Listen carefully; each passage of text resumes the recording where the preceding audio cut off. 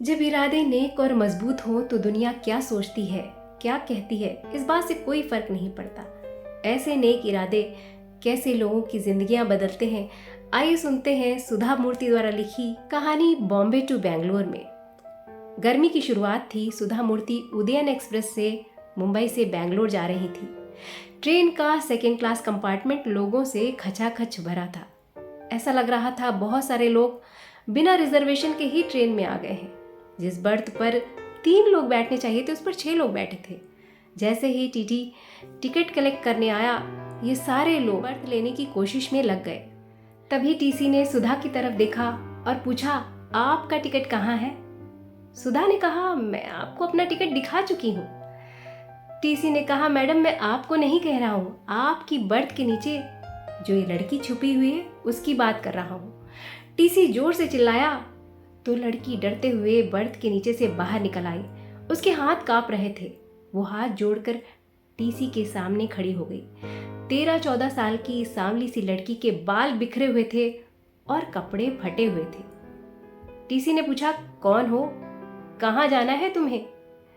लड़की कुछ नहीं बोली। टीसी ने कहा, मुफ्त की सवारी कर रही हो? लड़की फिर भी कुछ नहीं बोली। टीसी ने कहा, अगले स्टेशन पर तुम्हें उतर जाना है, मैं तुम्हें पुलिस के हवाले कर दूंगा, वो लोग तुम्हें अनाथ आश्रम में डाल देंगे। लड़की अपनी जगह से जरा भी नहीं हिली। टीसी ने ऐसा देखा तो उसे जबरदस्ती हाथ पकड़कर खींचकर दरवाजे के पास ले जाने लगा। सुधा को ये बात अच्छी नहीं लगी। सुधा ने टीसी से कहा, अंधेरा हो चुका है, जवान लड़की है, कहाँ जाएगी? ऐसा करिए, इसके टिकट के पैसे मैं दे देती हूँ, आप इसका टिकट बना दीजिए। टीसी ने कहा, मैडम आप ऐसे बच्चों को जानती नहीं हैं, आप इन पर अपना पैसा मत बर्बाद करिए। सुधा ने कहा, कोई बात नहीं, आप इसका टिकट बना दीजिए। टीसी ने कहा, आप ये पैसे अगर इसे भीख में दे देंगी ना तो ये अभी खुशी खुशी यहाँ से चली जाएगी। सुधा नहीं मानी। उन्होंने टीसी से कहा, बेंगलोर आखिरी स्टेशन है, आप वहाँ तक का इसका टिकट बना दीजिए, इसे जहाँ उतरना होगा उतर जाएगी। सुधा ने उस लड़की की तरफ देखते हुए पूछा, कहाँ जाना है तुम्हें? लड़की ने कोई जवाब नहीं दिया, मगर उसकी आंखों का दुख सुधा अच्छी तरह देख पा रही थी।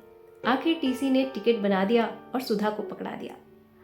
सुधा ने उस लड़की से बर्थ पर बैठने को कहा तो वो बर्थ पर नहीं बैठी, ट्रेन की जमीन पर बैठ गई। सुधा ने उसके लिए खाना भी ऑर्डर कर दिया। वो हाथ में खाने का डब्बा लेकर बैठी रही। सुधा ने उसे खाने को कहा मगर उसने नहीं खाया। वो सुधा से कोई बात नहीं कर रही थी। सुधा ने उससे कहा, मैं नहीं जानती तुम्हारे दिमाग में क्या चल रहा है, मैं सोने जा रही हूँ, ये रहा तुम्हारा टिकट, तुम्हें जहां उतरना हो उतर जाना।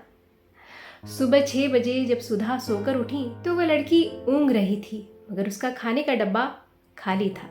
सुधा को इस बात से संतोष हुआ कि चलो इसने खाना खा लिया। बेंगलोर पहुंचने से पहले काफी सीटें खाली हो चुकी थी। एक बार फिर सुधा ने उस लड़की से बर्थ पर बैठने को कहा। इस बार वो बर्थ पर बैठ गई। उसने सुधा को बताना शुरू किया कि उसका नाम चित्रा है, वो एक गांव में रहती है और उसके पिता कुली का काम करते थे। जन्म देते ही उसकी माँ की मृत्यु हो गई तो पिता ने दूसरी शादी कर ली। कुछ ही महीने पहले उसके पिता भी चल बसे। पिता के जाने के बाद सौतेली माँ उसे मारने लगी, उसे खाना भी नहीं देती थी। सुधा उसके शरीर पर मार के निशान देख पा रही थी। जब बेंगलोर आया तो सुधा ट्रेन से उतरकर जाने लगी। वो लड़की भी उनके पीछे पीछे हो ली। सुधा अपनी कार में बैठी तो सुधा को वो लड़की उम्मीद भरी निगाहों से देख रही थी। सुधा को ये पता था कि उस अनजाने शहर में उसका कोई आसरा नहीं है, इसलिए उन्होंने उसे कार में बैठने को कहा। सुधा उसे अपने साथ अपने मित्र राम के अनाथाश्रय में ले गई। वहां पहुंचकर उन्होंने वहां की सुपरवाइजर से कहा, ये लोग पैसे रखो कुछ और इसके लिए कुछ कपड़े ले आना।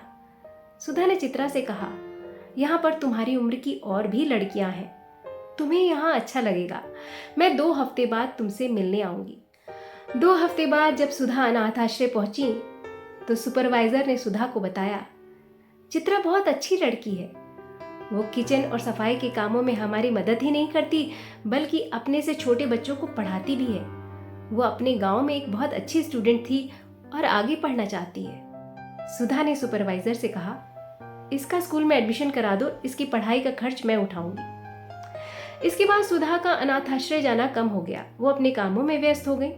एक दिन सुधा के पास फोन आया कि चित्रा के 85% नंबर आए हैं 10वीं कक्षा में और अब वो आगे पढ़ना चाहती है। सुधा उससे मिलने आई और उन्होंने उसका कॉलेज में एडमिशन करवाने के बारे में पूछा। चित्रा ने कहा कि वो कंप्यूटर में डिप्लोमा करना चाहती है क्योंकि वो जल्दी से जल्दी आर्थिक रूप से इंडिपेंडेंट होना चाहती थी। वक्त पंख लगा कर उड़ गया। चित्रा ने कंप्यूटर में डिप्लोमा किया और उसे एक सॉफ्टवेयर कंपनी में नौकरी मिल गई। कंपनी उसे अमेरिका भेजना चाहती थी। ये बात बताने के लिए जब उसने सुधा को फ़ोन किया, उस समय सुधा दिल्ली में थी।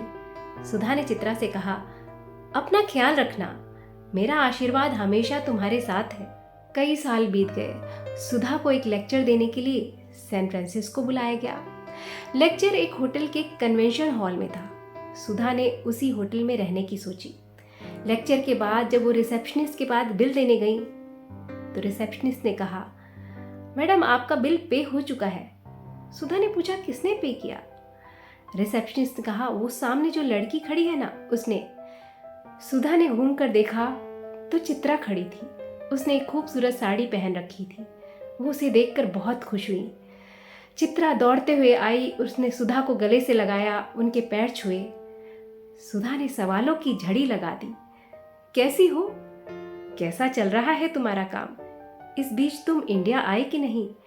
और तुम्हें तुम्हारा मिस्टर राइट मिला कि नहीं? और तुमने मेरे होटल का बिल क्यों पे किया? चित्रा ने बताना शुरू किया। अगर मैं इंडिया आती तो क्या मैं आपसे ना मिलती? मेरा काम बहुत अच्छा चल रहा है। और ये है जॉन, हम इस साल के अंत में शादी करने वाले हैं।